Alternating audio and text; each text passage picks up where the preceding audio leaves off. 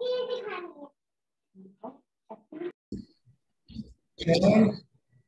welcome for this very interesting and exciting session for the practicing company secretaries. Thank you, sir. And on the basis of your experience, kindly share your real life experiences so that the members who are there in practice who have joined, they get enriched and they can understand that this is not a rocket science and efforts happens, but efforts are coupled with good money. Sure. And it takes long time, but patience needs to be kept in case of NBFC registration. And also tell all about the takeover, which is as cumbersome as the registration. Sure, sir. I shall say more than that. Yes, and sir. Over to you. During and in between, we will be asking simple questions from you so that this session continues to be exciting. And over to young company secretary from Mumbai, Sachin Chadhawa. Thank you, sir. Thank you and welcome all my fellow company secretaries, friend and other professional fellows. Without wasting further time, I'll take you through a slide which I've made in a simple language, which will give you an idea about what NBFC is all about, how registration happens, what are the compliance needed. It's as sir said, it is not a rocket science. It is one such area of practice which is now in demand day by day due to advent and growth of fintech sector. And as a company secretary, we can look up to that matter, and above all, it is quite remunerative also. So let's go through the slides, understand. If you have any question during the presentation, you are free to ask me all the time.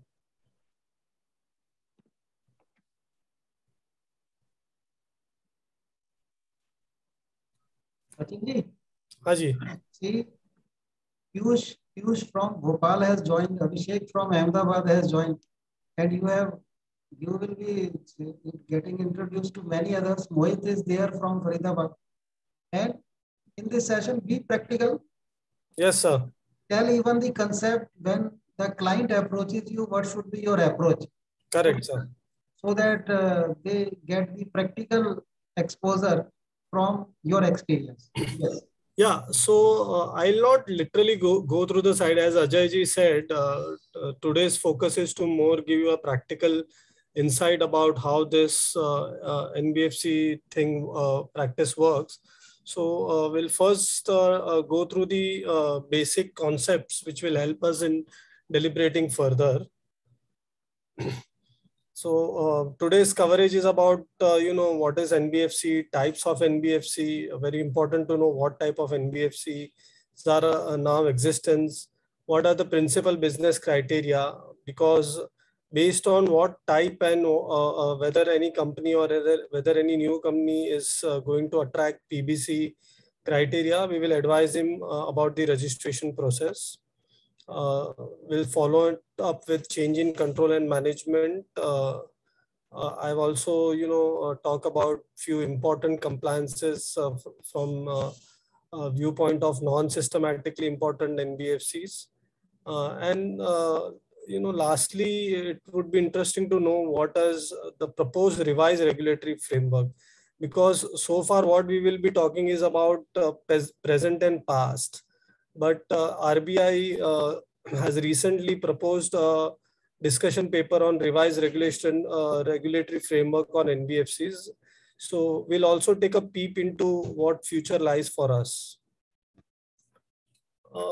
This first slide talks about evolution of NBFC. So see, lending investment business is age old, but from viewpoint of RBI or viewpoint of Indian regulatory scenario, RBI first acquired those power in 1934, and first time in 1998 they came out with the proposal of registering companies which were either in investment activities, which were doing lending activities, hire purchase activities, or any such financial activities wherein, they were meeting principal business criteria. So first time they spoke about registration in 1998. That time, the categorization of NBFC was broadly into deposit and non-deposit taking NBFC. Now there has been a little bit change. We will look further. They clarified the scope of the term deposit also, what constitutes public deposit and non-public deposit. They also talked about what is net own fund. So these were some important regulatory framework which RBI introduced in 1998. In 2006, they also introduced a concept of systematically important and non-important NBFC. While they introduced this, the limit for SI NBFC was 100 crore, which is now raised to 500 crores. We straight away go to NBFC definition as given under Section 45I of RBI Act. Section 45I is one of the most important provision of RBI Act concerning NBFCs.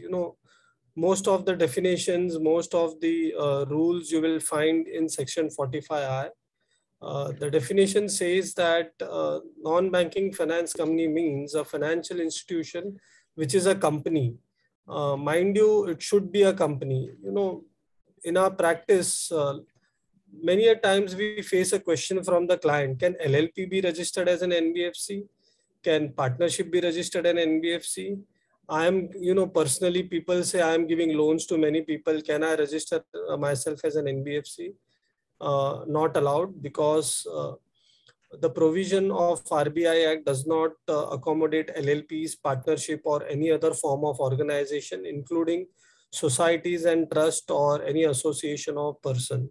So it is very important that the applicant financial institution to RBI for NBFC license is only a company. Non-banking institution, which is company and which is a principal business of receiving deposit under any scheme of arrangement or any other manner, lending in any manner. So basically, in simple language, a company which is involved in any sort of lending or investment or receiving deposit as its principal business criteria has to register themselves as an NBFC. Now, as I told you, in 1998, there were classification only based on ability to accept deposit. Now there are further classification, we'll look into it. So broadly, there are two types of NBFC: deposit taking NBFC and non-deposit taking NBFC. But since last 10 to 15 years, RBI has not issued any fresh license for deposit taking NBFC. Plus, they have also additionally, imposed certain restriction on accepting new deposit on deposit taking NBFC. So practically, after revised regulation on payment bank, small finance bank, or on banking license, RBI has strategically stopped issuing deposit taking NBFC. This is a very important point to note, because in practice, we many a times come across client inquiring with us whether can we form a company which can accept deposit and register it as an NBFC. Our answer should be clearly no. I mean, there is no point whatsoever in putting our energy into it, because RBI as a policy decision is not issuing new licenses, neither are they approving any change of management and control for deposit taking NBFC.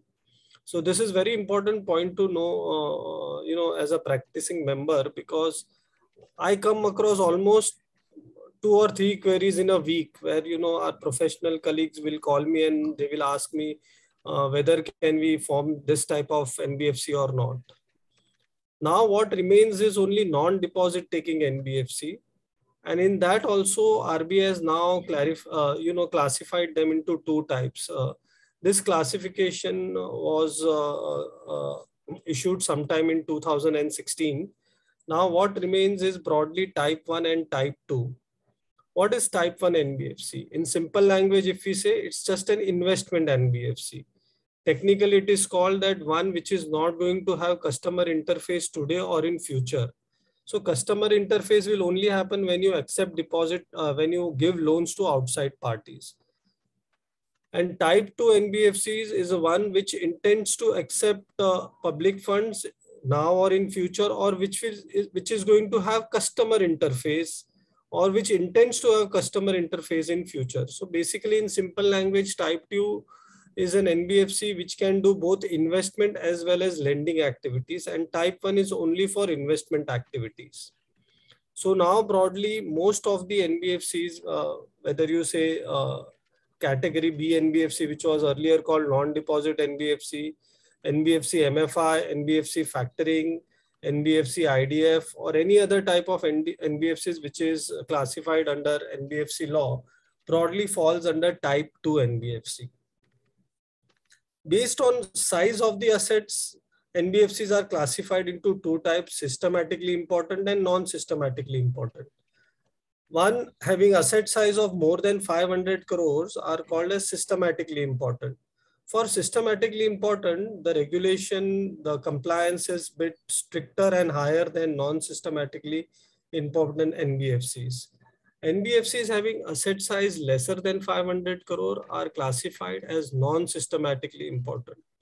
Why this classification is important to be known, that because when we advise our client about the compliance, there are different rules, regulation, prudential norms for both these type of NBFCs. We should also take note that if there are group of NBFCs in a same group, and if their total asset is aggregating more than 500 crore, then all such NBFCs will also be considered as systematically important.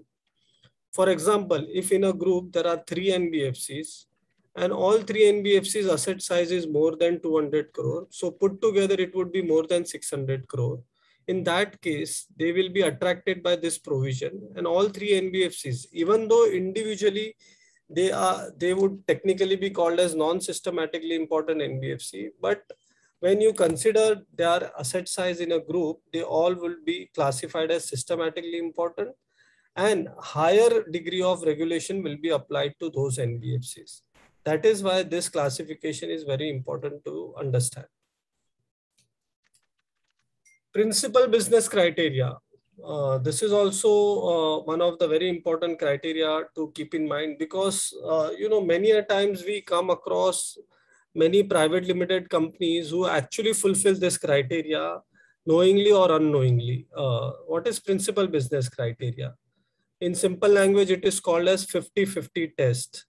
When company's financial asset constitute more than 50% of total asset, and income from financial asset constitute more than 50% of gross income, the company fulfills both the criteria. It has to be registered as NBFC. The RBI Act and the prudential norms have cast this duty upon statutory auditor to report in their audit report if any such company attracts this principal criteria of 50-50, and they ought to take NBFC registration. In practical day-to-day cases, we will come across many such companies who were either earlier in manufacturing or some another business. Probably they have sold that business, or they have sold their assets, and now they are sitting on huge amount of cash. They have deployed that money for investment or for lending into their group company. And, in a year or two, even their income, total income from financial asset crosses 50%. So in such cases, such companies ought to take NBFC license. Even though they are old companies, RBI is, accepting application from such companies, and based on, how early they come to RBI for registration, they are also issuing registration certificate in such cases.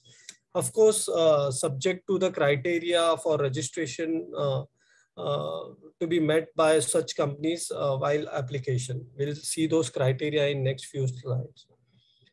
For existing NBFCs, principal business criteria has to be maintained all the times.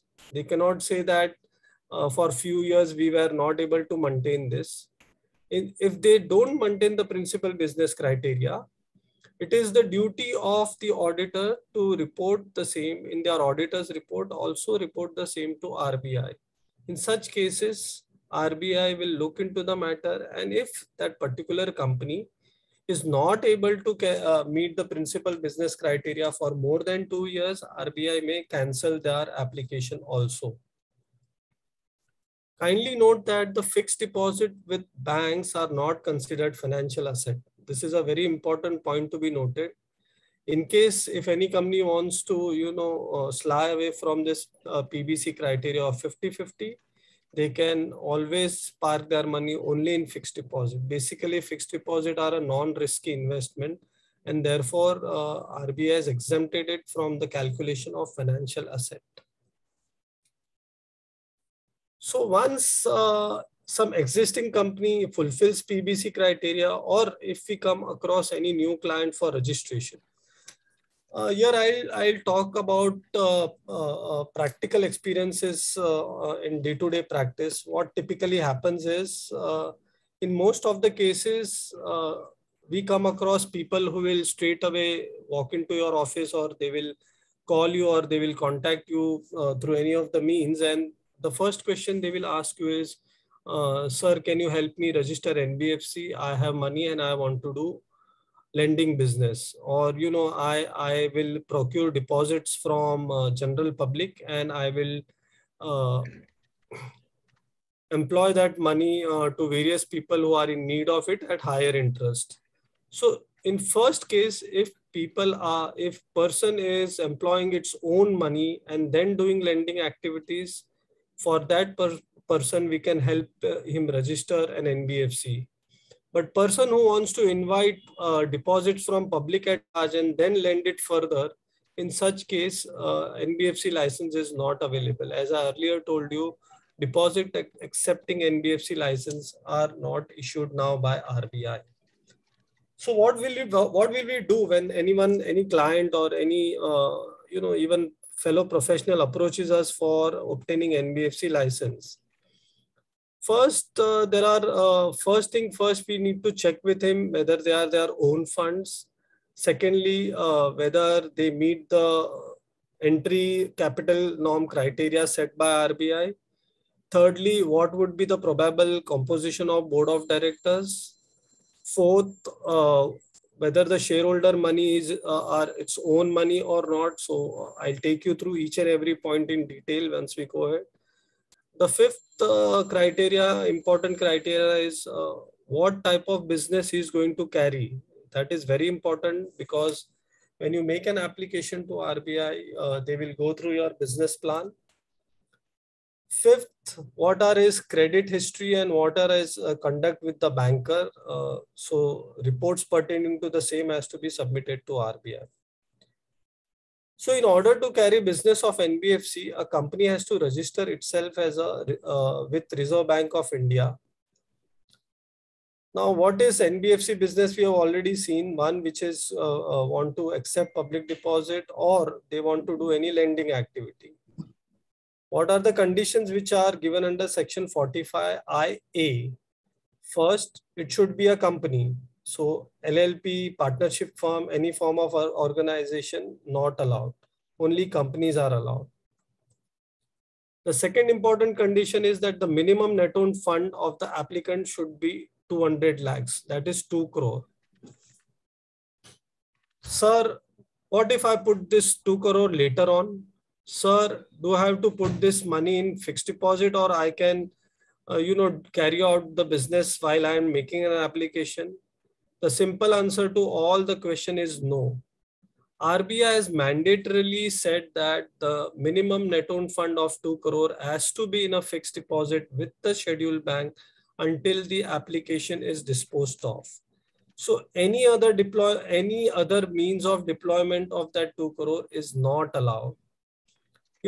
client will tell you various type of ideas. They will tell you various types of permutation and combination.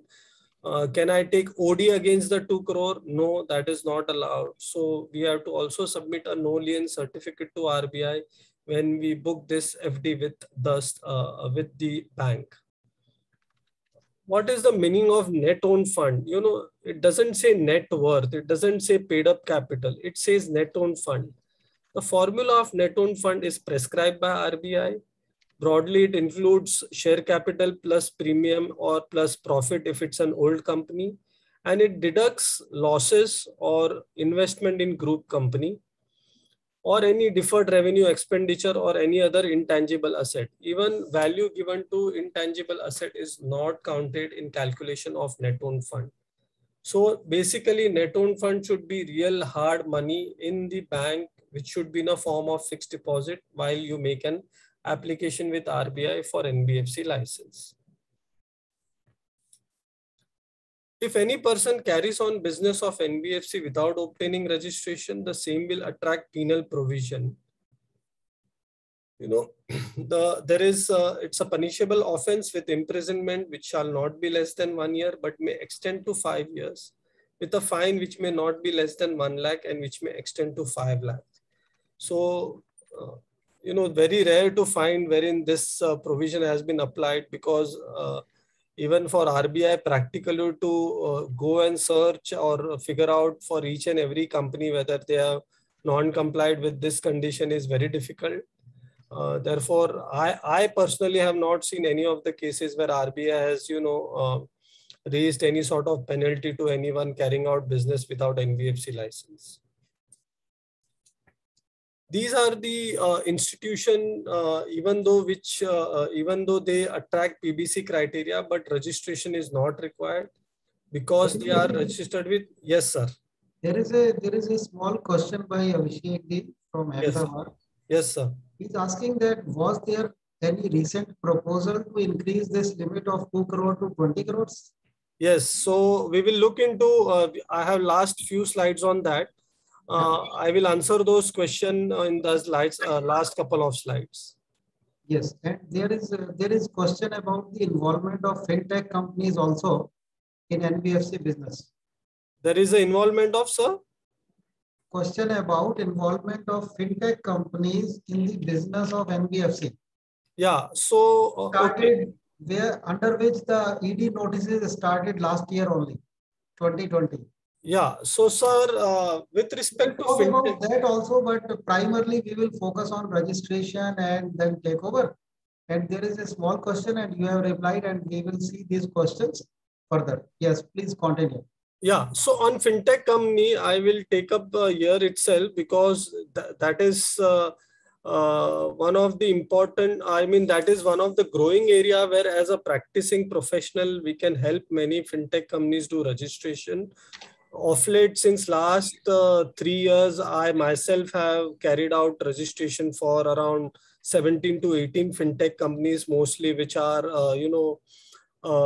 backed by VCs, Ps, or they are generally, floated by young entrepreneurs who are good in banking and technological area.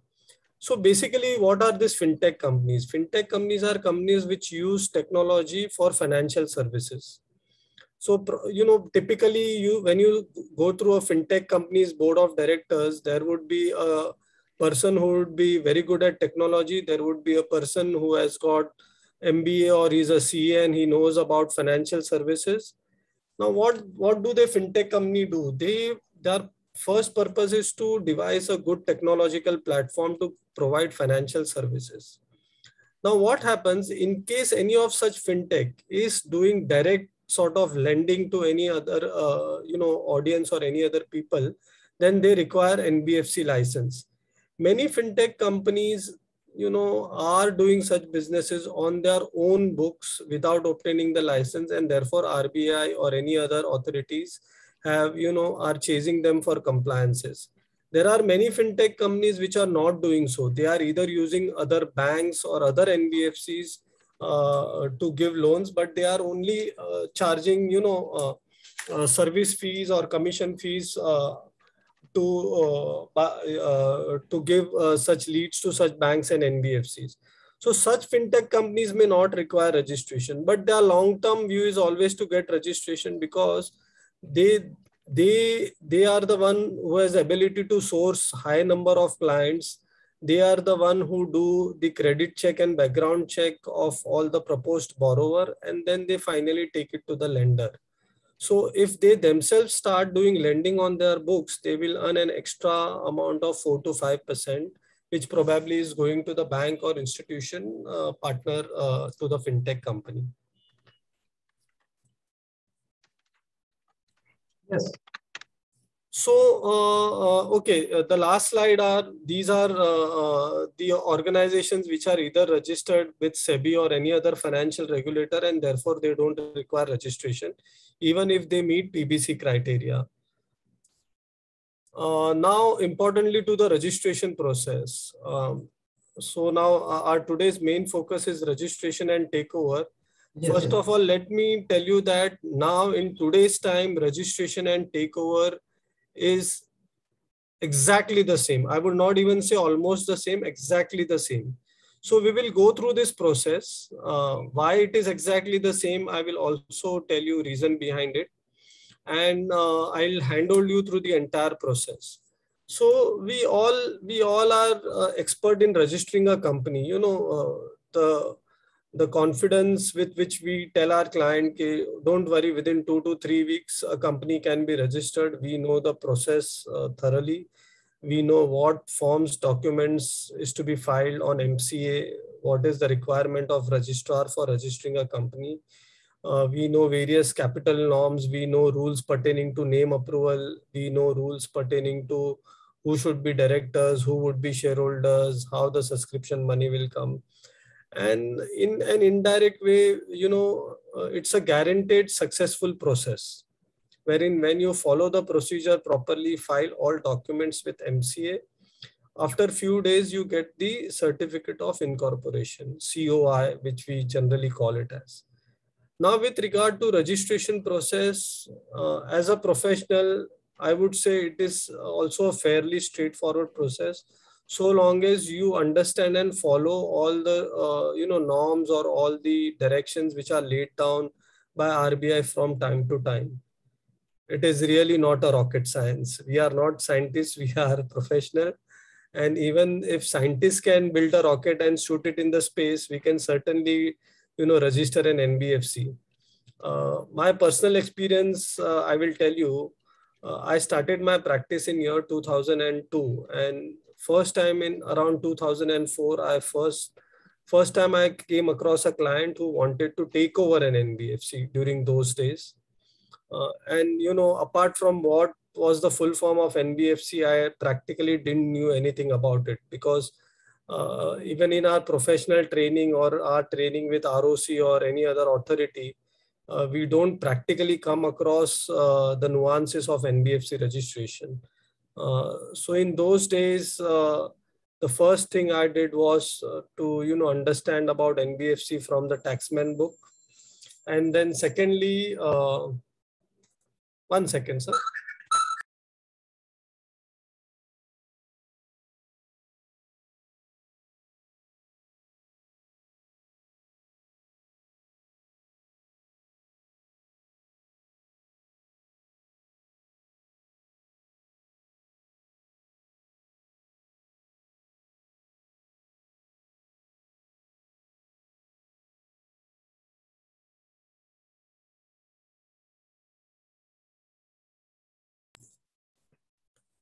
So the registration process post COI is to be undertaken. The important part of registration process also starts before the incorporation of the company.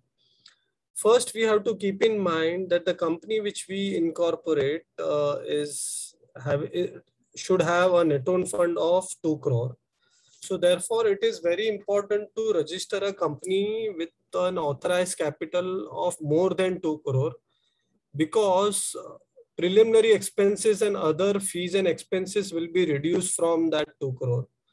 Practically, many professionals do a mistake. They register a company with exact 2 crore. They put in the paid up capital of 2 crore, and then actually when they go and make an application to RBI, they will be short of net own fund of 2 crore, because provisionally when you make an balance sheet and when you file it with RBI, the statutory auditor will account for preliminary expenses, and he will reduce that amount from net own fund calculation. So first thing first, we should advise our client to form or register a company with an authorized capital of 2.5 crore and at least a paid up capital, which is around 2 crore 20 lakhs to 2 crore 30 lakhs, which will take care of preliminary expenses, other professional expenses, which may come across during the process of registration. And thereafter, you will be also left with some sort of buffer, 2 to 5 lakh rupees buffer. You can book a fixed deposit of 2 crore as a compliance of net own fund criteria, and then make an application. So this is very important step, because if we stop exactly at 2 crore, we will be again utilizing at least couple of weeks to increase our capital, do the necessary filing, and our process would be delayed by few weeks. Then we start the registration process. RBI norm says that so as to get a certificate of registration, we have to be fit and proper. We have to satisfy RBI that we are fit and proper. Fit and proper is a very broad term, not defined anywhere in RBI Act or in any other regulation. But based on so many applications which I have gone through, I have listed out few things. RBI has also listed a few such pointers on their website, but I'll just take you through a few points. First, the CIBIL of proposed director should be 800 and more. The source of fund should be clearly identified, and it should be own fund. 1/3 of the board should have experience. So here we are talking about composition of board of director and the source of fund from shareholders. So experience based is very much a requirement now by RBI. At least 1/3 of such members should be in executive position.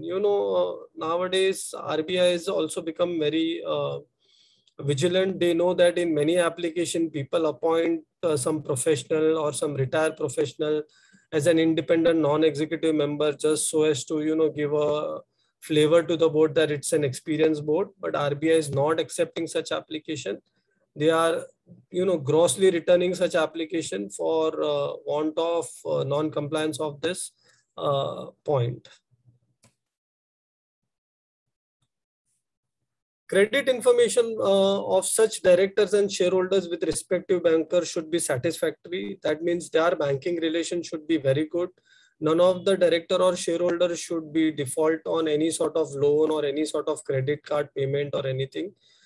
That will be also checked through the CIBIL report of a particular shareholder and director. RBI may also ask for CIBIL report of companies under same group or any other organization where particular director or shareholder, is having direct or indirect relationship with. We also need to file all the details of companies, LLPs, firms, or any other concern where director or shareholder are having substantial interest. A definition of substantial interest as per RBI norms is where a person along with his or her spouse is holding more than 10%. In accounting standard, it is more than 20%, but as per RBI prudential norm, it is 10%. So we should keep in mind this definition of substantial interest when you are dealing with RBI and when you are dealing with RBI on NBFC application. Companies under group is also defined under RBI regulation. They have given a clear-cut definition of what falls under group, and this definition is different from companies under same group, under Companies Act or any other regulation. So detail of all the companies under the group have to be given. Their corporate CIBIL has to be submitted with RBI, and their PBC certificate also. The idea of asking PBC certificate by RBI is to check whether any of your group company or any group concern is not carrying out NBFI business. We should also submit a business plan to them. RBI expects some specific information to be given in a business plan. Particularly, they do not expect that business plan should be voluminous as we file with some VC or PE. So practically, when you deal with a company which is backed by VC or PE, they will have a very detailed business plan, which would run into, you know, hundreds of pages, some research reports. They would have some precedents. They would have some, milestone on each and every month basis. That is not to be given to RBI. What RBI expects in a business plan? 5 years financial projections. In financial projection, you have to broadly give them only 3 statements: profit and loss account, balance sheet, cash flow account, and if possible, certain important ratios. You know, it's a good practice to give them an idea about certain ratios which will be generated in next 5 years. One should make sure that the debt equity ratio does not go more than 7, because as per RBI prudential norms, leverage more than 7 times is not allowed. So these important points should be kept in mind when we draw a business plan, when we draw a financial projections for next 5 years. Then they want compulsory details about what are the target sector for lending, what is the landscape of such business. If there are any competition or peers in particular business, you have to give details about the same. And you also have to give a very convincing reason as to why are we different from others and how are we going to benefit the society or public in general by having this COR. Because that is one of the important criteria to satisfy fit and proper criteria of RBI. Now, in advent of technology, they also want a applicant company to specify whether the operations are envisaged in mobile or web-based application. If they are going to be carried out in mobile or web-based application, then there are certain additional conditions also laid down by RBI, which have to be fulfilled by an applicant company. You are also advised to submit a brief write-up on what is your geographical outreach. You know, though NBFC license is pan-India, it is not limited to particular geography. But if as a company you are going to either start from some particular area or then you are going to expand throughout India, you have to give a brief idea to RBI about the same. RBI is also they want to know about existing and proposed IT infrastructure, what type of hardware, software you are going to use, how is the data going to be stored in case of web-based and mobile-based application digital platform.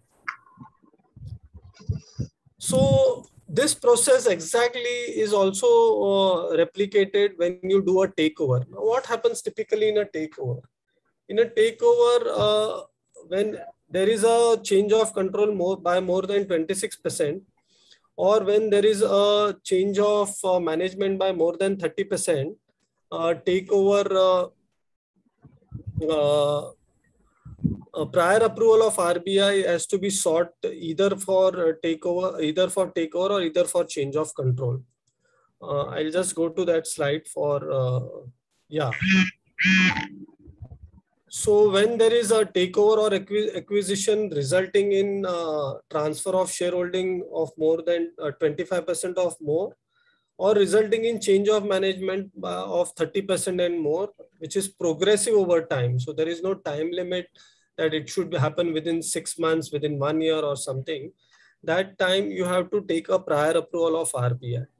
And now, as a matter of policy, RBI has, is following the same process of registration with respect to takeover. Because now, when did this change come?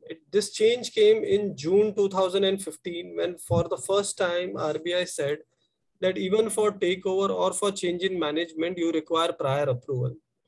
Earlier, there was a disparity. What was the disparity? It was, in fact, very easier to take over a company because the regulation said that to take over NBFC, what you need to give is only 30 days public notice. So in a way, you are entirely bypassing RBI gate. You know, there you need not go to RBI for any sort of approval, confirmation, or even for any sort of go ahead. You can just go into the market, pick some NBFC, give 30 days notice, and you can carry on the business.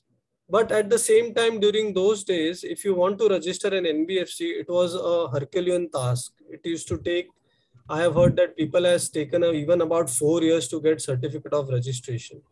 So there was a big disparity, and therefore there a lot of new entrant were preferring to take over the NBFC rather than to go for a new registration. So that disparity was done away with by RBI in June 2015, when they first time introduced this concept of changing to obtain a prior approval for change in control and management. In the same year, they also said that all the existing NBFC who had a net own fund of 25 lakh has to increase the net own fund to 2 crore in two-step manner. 1 crore by 2016 and 2 crore by 2017. So practically what happened, companies which were not able to raise their net own fund to 2 crore, RBI had cancelled their license, and practically post 2017, this change of management and registration now go hand in hand. So today also there is a lot of myth that it is easier to take over the company. Client when client approaches you, the first thing he will ask is कि नहीं भाई मुझे खरीदना है तो मैं कल से business चालू कर सकूं. It doesn't happen that way. Secondly, now the entire process of registration is centralized at RBI's central office in Mumbai. And even for takeover, all the regional offices are advised to refer their cases to central office for approval, so that there is no duplicity of application. Because many a time, you know, there are applicant whose registration is cancelled. They feel that, okay, we will buy some NBFC at some smaller town and we will get an approval from regional office. So that is also practically done away with. Internally, RBI's regional office are guided by central office direction, and all the approvals are indirectly to be taken from the central office. One more advantage which was available earlier to take over the companies is also done away with, that for registration of company, you have to upfront invest 2 crores. So there is also a myth कि नहीं अरे हम company take over कर रहे हैं तो हमें 2 crore अभी से invest नहीं करना है. So even during takeover, you have to give them RBI the proof that the requisite sum of money to take over a particular NBFC is available in fixed deposit or any other liquid form, and you have got the requisite net own fund or net worth to take over such company. So as a company secretary, many a times you will come across clients who will come to you now for registration of NBFCs, because post demonetization, there are even inquiries from smaller center are coming.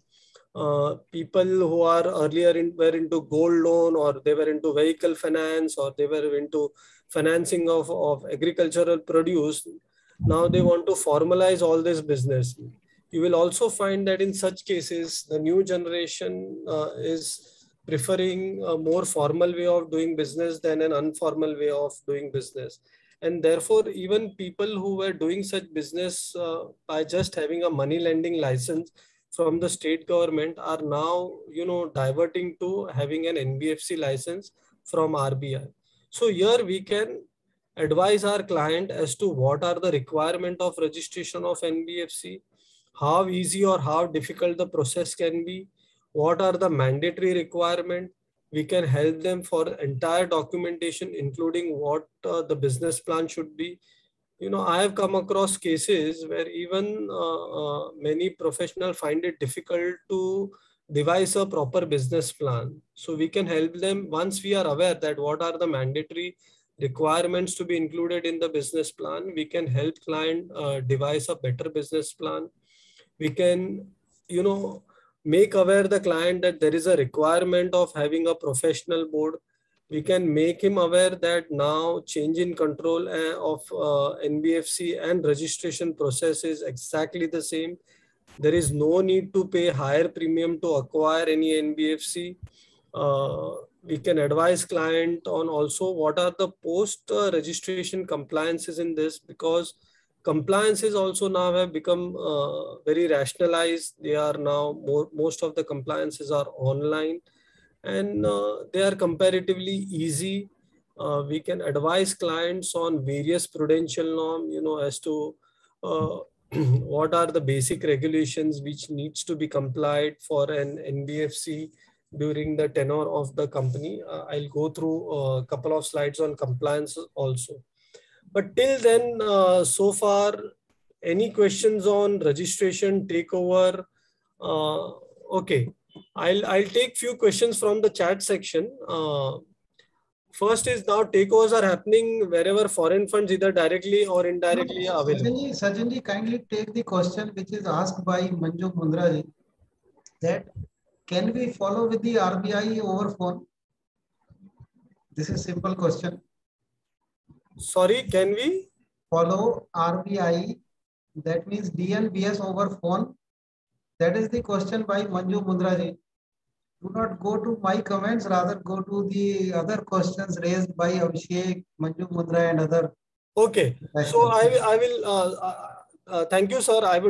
You can put me all the questions which are more important. I'll answer each of them. Yes.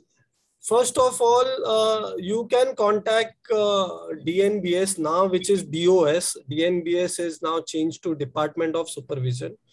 You can contact them over the phone, but it depends upon person to person. It depends upon office to office. I have almost dealt with all the regional office across India, and my experience is few officers in few offices are friendly and they will guide you through some matters over the phone. But none of the submission or none of the clarification given by them or submitted by us to them over the phone are valid. You need to follow it up by submitting hard copies, or you need to follow it by sending them emails, or anything which has been discussed or understood during oral conversation has to be reduced down in writing and has to be filed with RBI immediately. They will not take into cognizance any oral conversation or any oral discussion which may happen over the phone. The best thing to interact with RBI, as per me, is to write an email to them. Now, every regional office, central office, COR department, or even for that matter, CGM and CCGM email IDs are available on RBI's website. The best way is to write to them, and in most of the cases, they reply in 3 to 4 days time.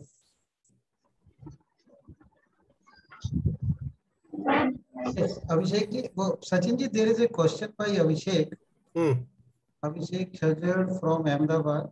There is a question. He is asking what professional fees we can have for pre-approval from RBI, including consultancy for change in management. And there is an additional question by Manju Mundraji, that whether all these change in management happening through central office or these are happening through regional offices. Yeah. So first I'll address to Mr. Mundraji's question and then to Abhishek ji's question.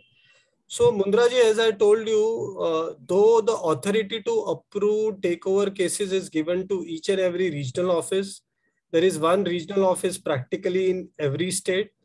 But internally, if you now interact with most of the RBI officials, they have been directed to send all the files to central office for final approval. As I told you, now central office has got a separate COR division, which has got all the tools and means to do a due diligence on proposed acquirer. And internally, all the approvals are practically being given by central office, which in turn to the companies are being given by regional offices. So on face of it or on prima facie, you have to interact only with regional office. Regional office will only interact with you during the tenure of your pending application with them. But now practically all the approvals are being given by central offices. With regard to the question of fees, I would I would personally advise our professional brothers that they should bifurcate the fees in broadly two manner. First, on an advisory basis. You know, there is a lot of advice which we give to our client practically for company law and everything. We don't charge them because most of the data they feel is publicly available, and you know, if not me, someone else will give them that information and my client will go away. So with that thought process, we generally give all such information on you know, pro bono basis. But in case of NBFC, I would strongly advise that you can charge the client for advisory. Um, uh, when I started my NBFC you know, practice from 2004, initially I found that client will take all the advice from you, FOC on an FOC basis. Then they will not even have that courtesy to, you know, come back to you if they are going ahead with transaction or not, or if they have found something else better than us, or if there is anything which does not make sense to them. Hardly 1 or 2% client will come back to you and they will take an assignment with you. Slowly I realized that it is not going to be fruitful. So I started charging them fees for advisory. And believe me, only clients which were really serious and which really wanted to go ahead entirely clearly in their mind that they want to go for NBFC registration, they were happy to pay the advisory fee, and they were also happy to come on board for registration.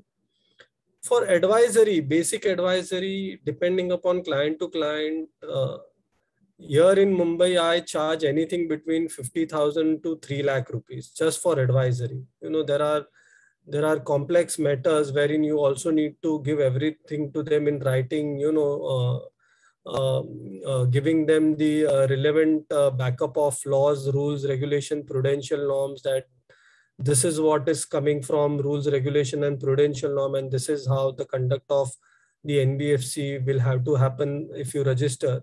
So in such cases, your advisory fee also can go up to lakhs of rupees. For registration also, you can charge lakhs of rupees. Normally, any big four is not charging less than 15 to 20 lakh rupees just for registration process. You will also find many, now there are few online players also which offer for registration. I have heard that they also charge anything between 7 to 10 lakh rupees per matter. So this practice is something that if you do it properly, and even if you do couple of cases a year, it's a satisfactory experience. It is something where you are, you know, adding value to the client. And thirdly, the client, if he is satisfied, he will go and tell to 50 other people, because once an NBFC is registered, there are many people who will ask them, कि अरे आपका registration किसने किया? Where did it happen? In what time did it happen? Then, you know, then there is a third question, that what is the cost? The first two questions are always that how successfully it happened and in what time it happened. And if you give that satisfied service to your client, repeated inquiries are going to come. I practically do around 5 to 7 matters in a year only for registration. Plus, there are many other matters which comes for advisory, which comes for change in management and control. There are cases for NBFC which comes for fundraising. They will also come to you for secretarial services or financial, you know, audit account services if they believe in you. You know, they will, so you can additionally give lot of services to them. As a registered valuer now, frequently there are all these fintech companies, they keep on raising fund practically every 6 months.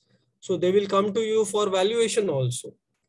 And once they do first valuation, they will come for follow-up 2-3 valuation also. And you know, your relationship with that particular client will grow, and you know, they will spread a word around. In today's technological world, what I have experienced is that all these fintech companies or these new age technology companies, no, they are very well internally connected. And whether you do anything which is good, bad, or ugly, it spreads around like a fire, and automatically, the client reaction will come to you. So I would really suggest that you can take up this practice. It's not difficult.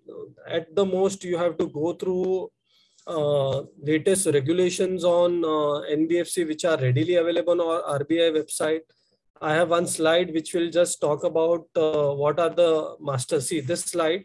So even if you go through these two master direction, believe me, you will understand 80% about NBFC. These two master direction, one for systematically important NBFCs and one for non-systematically important NBFCs, which are updated till February 2020.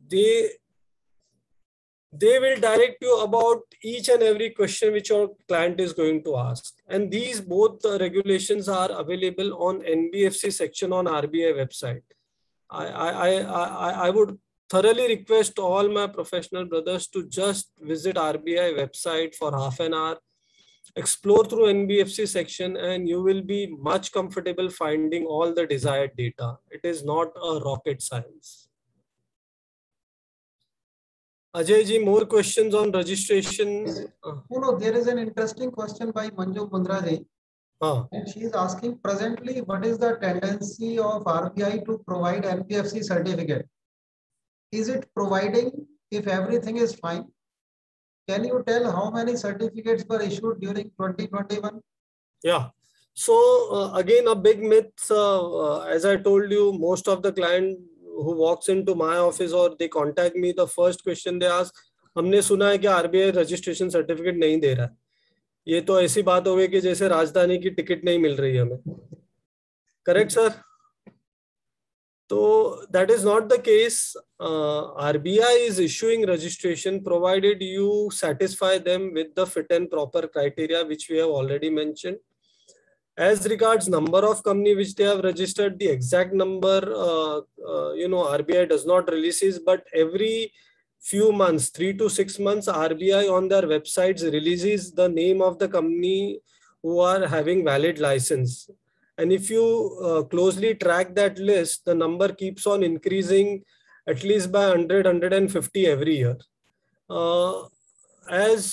As per my understanding and as per my rough interaction with few of the officials in RBI, they practically receive around 500 applications a year for registration.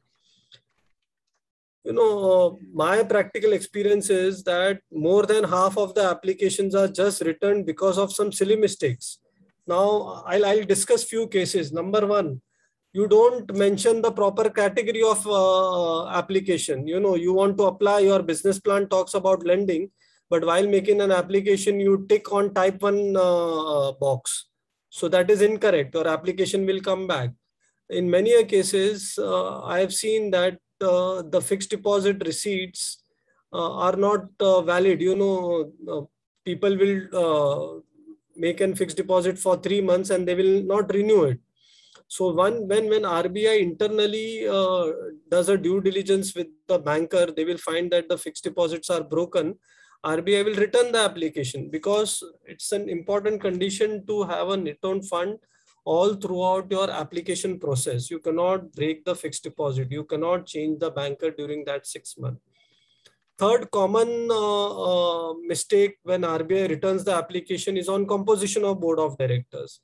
On composition, it is very important to give RBI all the details about educational credentials and experience certificate of the particular director. RBI does not expect that all the board members should be experienced. They expect at least 1/3 to be experienced. And we have to prove them beyond doubt that, okay, that particular director is having relevant experience in financial service, and necessary documentary evidence to that effect has to be submitted. Whatever submission you do to RBI has to be backed by some or other documentary evidence wherever possible. Even DIN allotment letter, when you go through RBI website, they have clearly mentioned that you have to file a DIN allotment letter.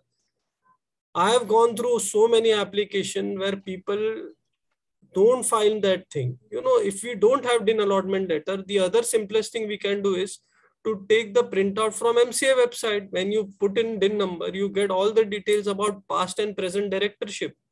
It's a publicly data available. People don't fill Annexure 3 properly. Annexure 3 contains 39 points about the proposed director of an NBFI. People don't fill that form properly. That is one more reason for which RBI returns the application. You know, practically what happens, once you make an application, the first level of scrutiny is just on your documentation. Probably at RBI, some, junior level of or manager level person might be going through everything. He doesn't go into the content of your application. He will just first do a checklist. He will just follow a checklist whether all the proper documents are filled and they are properly attached or not. If they are not, in many cases, you will find your application is returned within span of 30 days. They don't even wait for 2 months, 3 months, 4 months. The second level of scrutiny goes where they go into the content of application. They will find out whether, the content is true and correct, and they will cross-check with all the documentary evidence which you have filed, like PAN, DIN allotment letter, passport, your experience certificates, bank credit reports, CIBIL reports, whether your business plan are in line with leverage ratios or not. How are you raising money? Even I have seen many times people file a business plan that in first year they start with 2 crore and in 5th year they reach up to 2000 crore. So RBI will immediately ask you a question. Kindly explain how your capital will reach to 2000 crore. What answer do we have? So it is very important to make sure that even our financial projections are thoughtful. Even if your projections are from 2 crore to 10 crore in 5 years, it doesn't make difference. We should not give any over optimistic idea or data to RBI which we cannot explain. And if we are really able to reach 2000, then we should give letters from our PE and VC,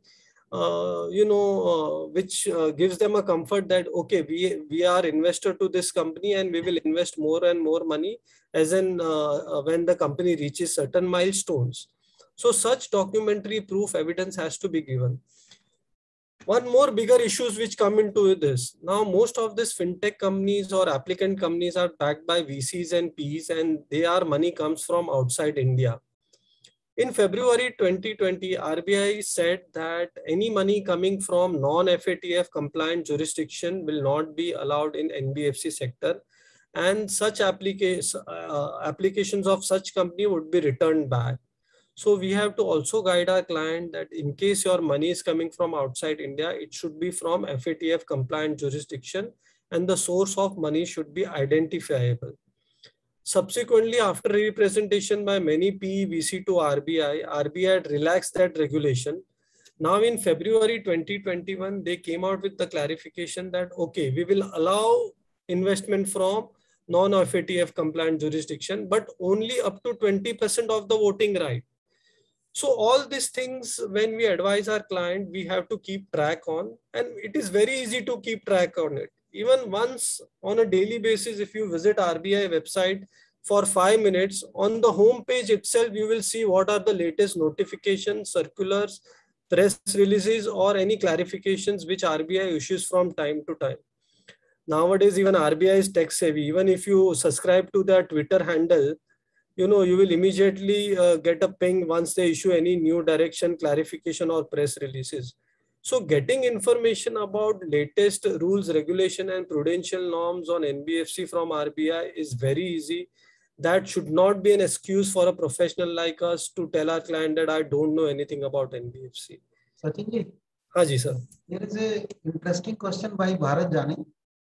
He's asking that shifting from the category of NBFC to CIC.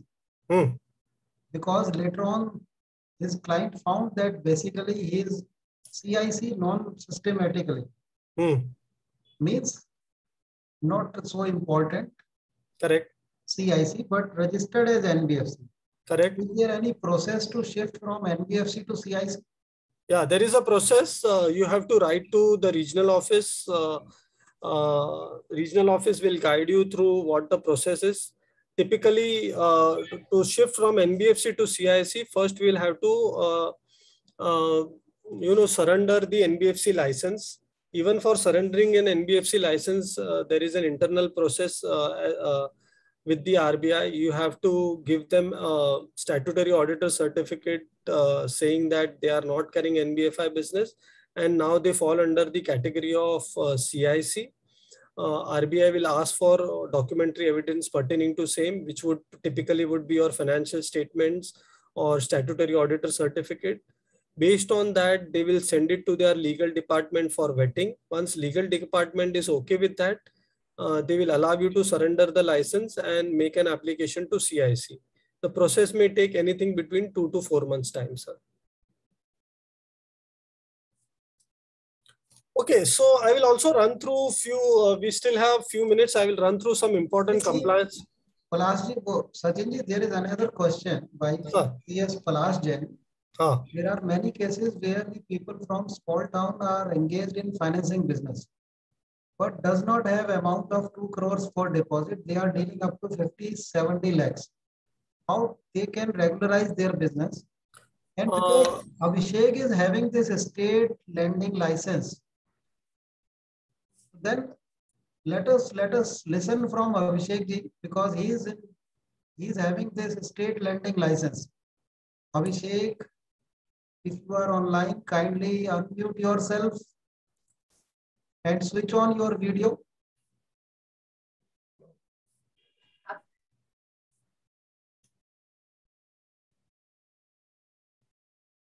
Hello, Abhishek ji. Done, sir. Mute. Yes, Abhishek is here. Mute, sir. Abhishek ji, because you are having this state lending license. Yes, sir. State money lending license, you can, I think, though I could have asked from Sachin ji also, but kindly reply to this question by Bharat Jani, that whether it is only Gujarat specific or other states are also giving these licenses. It depends on state to state, sir. Actually, Gujarat is having a state money lending act, and as per that act, we have issued they have issued the license to us. Okay. Ajay, such licenses are also issued by state of Maharashtra and other states. Maharashtra and Gujarat are doing it, and that means that Bharat ji, you have to check in the state of your client whether this is possible. Yeah. So Ajay ji, I will share one practical experience over here recently, which I come across. Yes. So recently, in last few months, I have got few inquiries. In fact, I have made couple of application also to RBI from state of Chhattisgarh and Madhya Pradesh.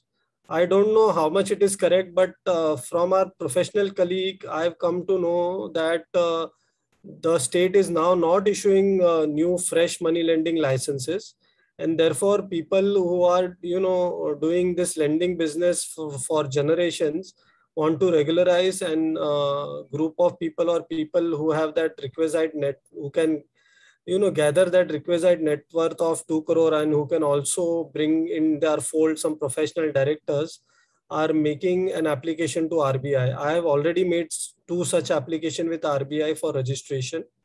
So in second tier and third tier cities of such states also, lending business is going on.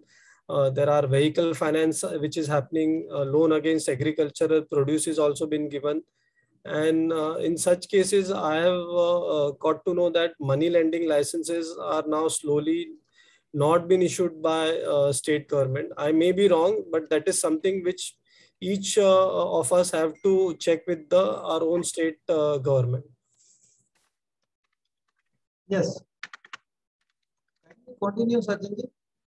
And this is very good piece of information. Yeah, so we have got answer from Manju Mundra. Yes, sir, in MP it is so. They are not issuing. Yeah, so I am correct. As I rightly said, that I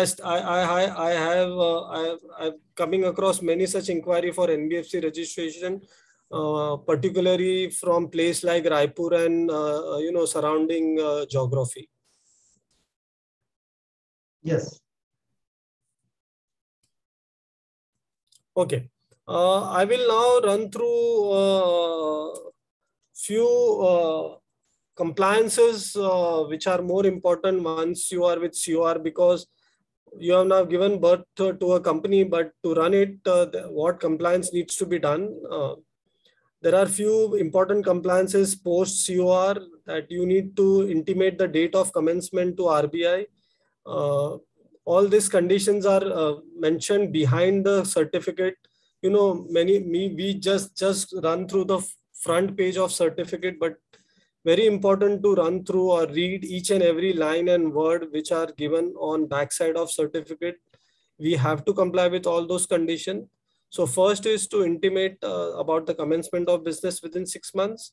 The company should deem to have satisfied 50-50 test about income and asset pattern. So PBC test has to be satisfied within 6 months. Company shall within 1 month of starting commercial business register themselves with FIU. This is a mandatory requirement. As we are all aware that somewhere around in 2020, RBI on its website gave a list of companies which were not compliant with FIU IND. So this is also a very important piece of compliance which all the NBFCs are mandatorily required to do. There is no exemption whatsoever. Company which have attracted FDI have to file half-yearly return. Even companies which have not attracted FDI have to mandatorily file nil return with RBI. So RBI has clarified in past that nil return has to be mandatorily submitted. Just not having FDI does not allow company not to file the returns. There are other important compliances which are now have to be done in XBRL format, which are annual returns to be filed based on whether the company is systematically important, non-systematically important. These are forms which you have to file in XBRL mode with RBI. I will not go into details of this forms due to paucity of time. We can take more questions if required. Now there are certain important matter. Well, RBI prior approval is required. This is very important because many a times NBFCs, land themselves in trouble with RBI if they don't obtain prior approval, and then without prior approval, they carry out some corporate action. One such is when you acquire or transfer control of NBFC. Even opening of branch requires prior approval. You cannot open a branch of an NBFC without taking RBI's prior approval. Issue of credit card. Nowadays, you might have come across many fintech companies are issuing credit card, or many new age NBFCs. For example, UniCards, SlicePay card. There are cards which have actually collaborated with Visa or Master, and they are issuing credit card. Issue of credit card also requires RBI's prior approval. Conversion from NBFC to LLP requires prior approval of NBFC, even though in Companies Act, there is a procedure laid down to convert company into LLP. But if it's an NBFC, you require prior approval. You need to surrender the NBFC license, take explicit approval, then only convert yourself into LLP. NOC for demerger of NBFC has to be taken from RBI. You cannot demerge a company to NBFC to a non-NBFC or vice versa without the prior approval. Very important, for change of name also you need prior approval. You will come across many cases where NBFCs have not taken prior approval, and thereafter it's a very painful process to get that NOC from RBI. RBI will first immediately send you a show cause notice. They will also impose any sort of penalty on the company, or they will not give their approval very easily. Until then, it would be very difficult to even change your COR, because when you change your the name of the company on MCA website, your COR needs to be changed. Typically, with your bankers and with your investor, you will have a very tough time if you don't get prior approval and you change the name. Even for conversion of classification of NBFC, like from normal NBFC to MFI, or MFI to factoring, or factoring to asset financing or infrastructure financing NBFC, all such conversion requires prior RBI approval. Cancellation of COR also requires prior approval. You just cannot say that from today I am stopping NBFI business and abhi ye license mere kaam ka nahi hai, I will just tear up the license, and it's not allowed. COR is the property of RBI. You need to submit them, take a prior approval before cancelling the registration. So these important points are to be kept in mind, because many a times, the company's promoter, due to inadvertence, will slip all this issue and they will land in big trouble with regional office of RBI. There are also certain reporting which needs to be done within 1 month of the occurrence. If there is a change in postal address, telephone number, fax number, or any change in registered office or corporate office, you have to intimate the regional office of RBI within 30 days. If there is any change in name or residential address of directors, you need to inform them. Yes, sir. I shall interrupt here. Yeah. Because there is interesting question by young Dimple Sharma ji. Yeah. That kindly tell about non-operative holding NBFC. So, sir, basically non-functional, basically. She wants to ask about that a holding NBFC, which is having down the line NBFC also. Business is being done in down the line NBFC. And that NBFC is having investment in NBFC for the purpose of investment. This will become NBFC, something like that. So then, yeah. So, sir, that's what I'm saying. First is non-operative holding NBFC. So, if their investment is in group company, then naturally they don't require a registration. If more than 60% is in their group company and more than 90% of their total amount is in equity, they don't require registration. But if their investment is varied and it is under various other companies, then registration is mandatory. In such case, they have to register with RBI under category type 1. Yes. Type 1 registration is easy to obtain because you are just doing investment activities and there is low regulation for type 1 NBFC. Yes. Pertinent to note that, therefore, RBI is now insisting all such non-operative NBFCs which are just holding investment to get them registered under type 1. As I told you, the duty has been casted upon statutory auditor to report in their audit report, also to report to the regulator. But practically it doesn't happen. We all know that. But wherever it's happening or wherever you go to regulator or some another regulator for some sort of registration or some sort of change, they may raise this point, and during that time, you have no choice but to go to RBI and obtain registration.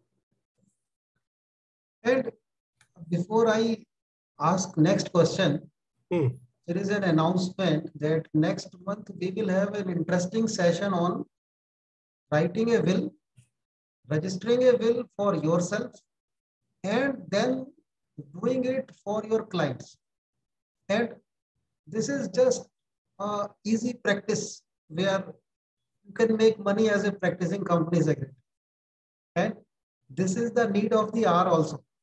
And before I move to the next question, there is question by Manju Mundraji that can a normal non-deposit NBFC do business of vehicle financing? If yes, up to what range? Yes. Clarify about type 1 and type 2. Yes, so in fact, most of the vehicle financing companies are non-deposit taking only, except for probably Bajaj Finance or Bajaj Finserv or couple of other earlier registered company. So non-deposit accepting NBFCs can very well do vehicle financing, and they can do up to 100% of their net own fund. There is no restriction and up to what range. Typically in new classification, only type 2 NBFC can do financing business. As I told you, type 1 are not required to have any customer interface in present or in future, and therefore they cannot do lending activities. Type 1 are broadly, in normal language, we can say they are investment NBFCs, and type 2 are investment and lending NBFCs. Yes. And the best question is coming now. This best question is by Mr. Palash Jain.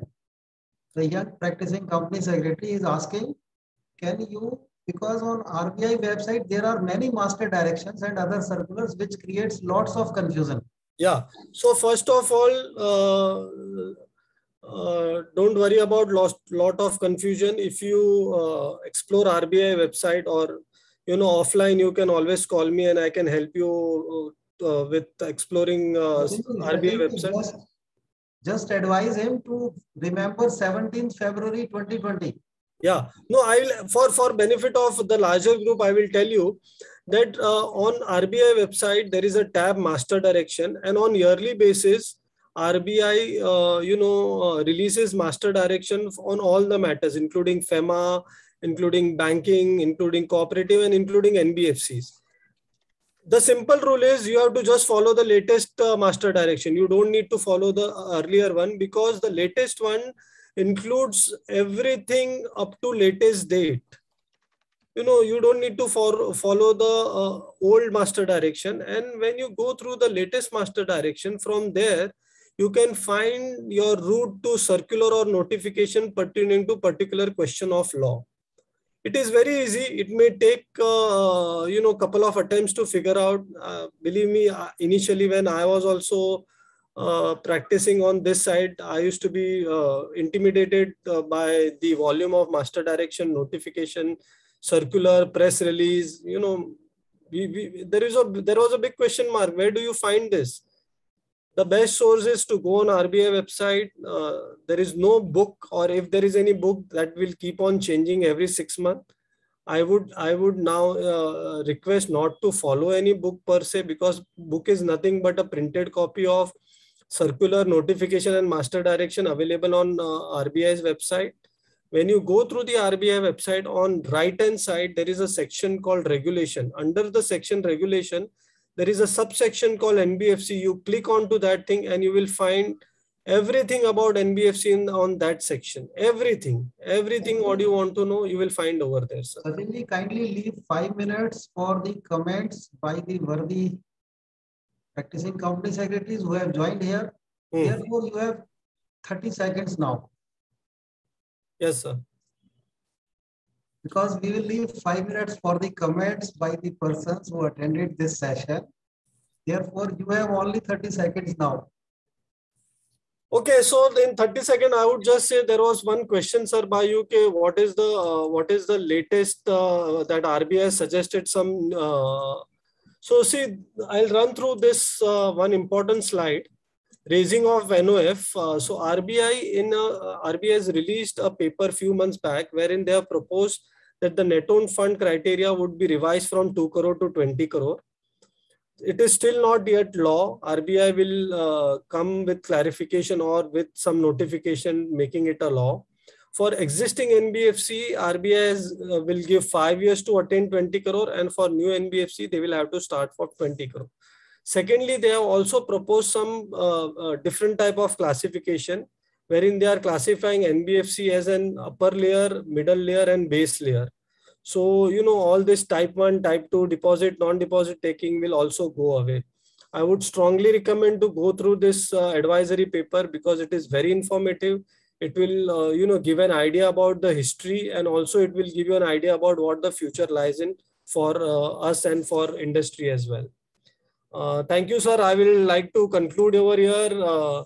My coordinates are been given here. If anyone has still more queries, they can write to me, call me, or we can take one more session if required on this, if all our participants. Yes. Perfect. Let's see. Arvind Kohli ji is here from Gurgaon. And before asking for his comments, I would like to read the comment by Viral Ranpura. Very informative. Your presentation shows your in-depth knowledge and rich experience. There is a comment by Mr. Praveen Tiwari. Many thanks for organizing such an informative and interactive session. And thanks to Sachinji for sharing wisdom pearls from the ocean of his experience. And Sachinji, you have shared that always look only for category 2 license, that is non-deposit taking. Correct. Because deposit taking licenses have not happened in last 10-12 years and unlikely to happen. And there is positive comment by Dimple Sharma ji. And before going to Arvind ji, I will go to Abhishek ji from Ahmedabad for his concluding comments, and then we will come to Arvind ji and Sharman Bishnoi ji for the comments. And Rakesh ji from Gujarat is saying, excellent NBFC session must be held every month, if not alternate month. And it will be beneficial to all our friends. So this is comment for you. Thank you, sir. Let us listen from Abhishek ji what he says. Sir, it was a marvelous, superb session, sir. Really, NBFC registration, I was looking for it, some article or something like that. But today all doubts were cleared. And there is a comment from Lucknow by Sharman Bishnoi. Many thanks for wonderful session. Thanks host and speaker and participants who made this session amazing. Sharman ji, please stay online. We would like to listen from you. Kindly unmute and switch on your video because I fail to understand whether your video is on or not. And Arvind ji, over to you before Sharman Bishnoi speaks. Arvind ji, kindly unmute yourself. Yes, thank you, Ajay ji. Sachin ji, it was no doubt a very wonderful session. I am unfortunate that I joined a little late, but still, whatever it is, and I really liked it. That shows the authenticity and the authority with which you presented, that you have got a thorough knowledge and real in-depth, very minute details you shared with everyone, which was pretty good and very practical. No doubt if we listen to it once again, and many of us will be good enough in doing the practice of NBFC. Arvind, this is good that you joined later because NBFC single assignment starts with more than 5 lakh rupees in your pocket. Let me go to Sharman Bishnoi ji, and many more are here to speak. I will go to Manju Mundra ji also after that. She made this session very lively. And first of all, let us listen from Sharman Bishnoi ji. Sharman ji. Sir, thank you, Ajay ji, for organizing. That means you have become more handsome now. Sir, thank you for comments and compliments also. I'm really very happy, and this session was, I mean, I was not thinking that this should be, this will be as good as I, because Ajay sir, I was not really thinking that this session will be wonderful. But for the sake of knowledge, I just joined. But the thing is this, Sachin ji cleared that NBFC license is given by the RBI. Before this session, I heard that RBI is not issuing the license. So this is the good thing which just have been clarified by Sachin ji.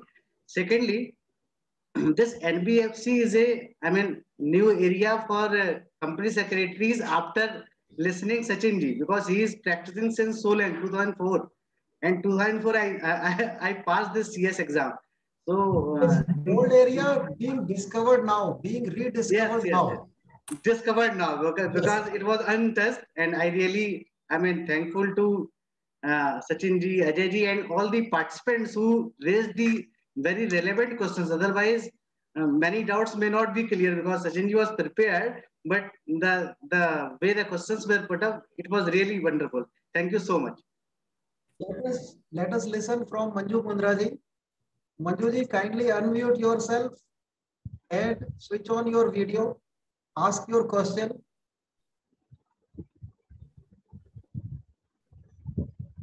I am asking you for your comment, not question. Yes, sir. I this session very lively. Thanks for that. Yes. Welcome, sir. But I am really thankful for such an in-depth knowledge, because I was looking for such a good guy who can guide us in the NBFC line, because there are very few persons who are thorough in NBFC. So this was really a wonderful, great session. We would like to have more sessions, sir. We would like to have more sessions. And he is one of us. Thank you, sir. And very soon, Abhishek ji is going to ask him to do the session for Ahmedabad. Okay. And one thing more I would like to say, thanks to Abhishek ji who has shared this program with us. Thanks to Abhishek ji. Thank you. And let us go to Dimple Sharma ji. She also asked 2-3 very good questions. And let us listen the final comment from Dimple Sharma ji. Dimple ji, kindly unmute yourself and switch on your video. Good evening, sir. Yes. Thanks for such a beautiful session. Actually, I'm always curious about the NBFC's queries. That is why I joined this session, to learn something new and to get into a NBFC culture. So I joined this, and it is very valuable and as well as very learning session for me. Thank you, Ajay sir. And from today onward, you will start making money from NBFC. Yeah, sure. I will take your guidance because I'm from Faridabad. So I'll take your guidance, how I can take my practice and all other things. Okay, thank you. And Palash Jain is young company secretary. Let us go to him. And Palash ji, kindly unmute yourself, switch on your video, and then we will go to Viral Ranpura, and then we will conclude the session. Thank you. And Thank if you so anybody much, wants sir. to speak something, Gaurav Yadav is there. If he wants to make comments, then welcome to Gaurav also. Palash ji, yes, please. Yeah. Thank you so much, sir. NBFC एक ऐसा topic है जहाँ पर बहुत easily कोई speakers अच्छे मिलते नहीं हैं और हमारे जैसे यंग प्रोफेशनल्स को बहुत प्रॉब्लम्स फेस करनी पड़ती है ऐसे टॉपिक्स पर ढूंढने के लिए।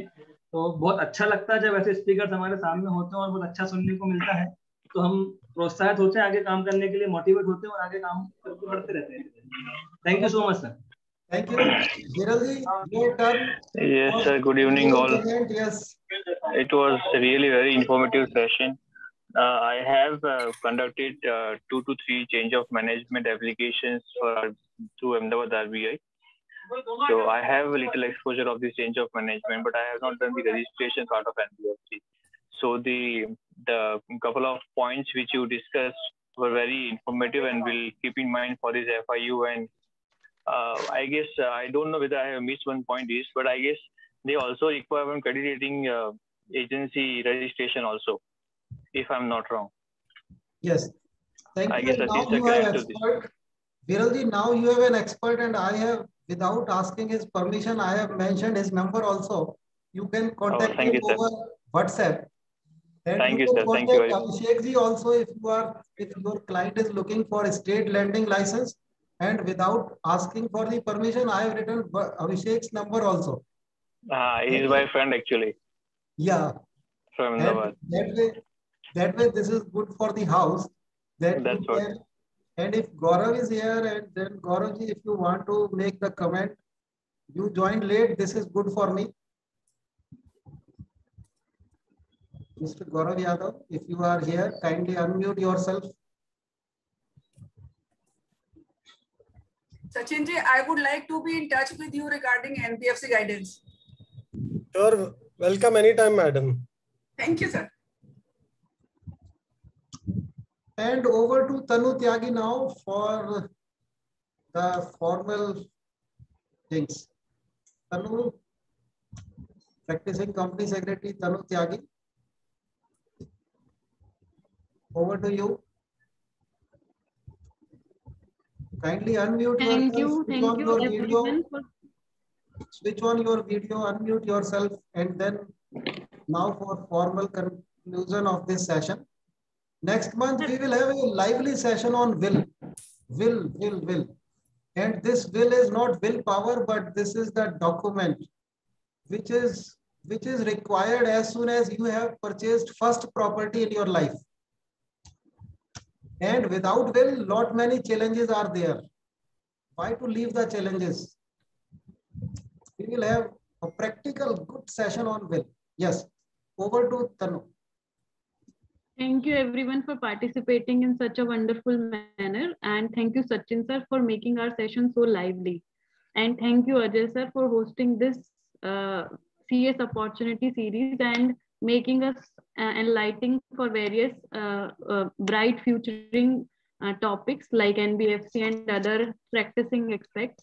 So I would like to thank on behalf of young company secretaries to you, and I think this is not a series. I understand this is as a vision of Ajay sir for making better knowledge for the practicing company secretaries. Thank you, sir. Thank you, Sachin sir, and thank you everyone for joining us. Thank you all. Soon we will meet again next month. Thanks. Topic, new speaker, new expert. Thank you. Thank you, sir. Thank you. Thank you. Thank you, sir. Thank you very much, sir. Thank you.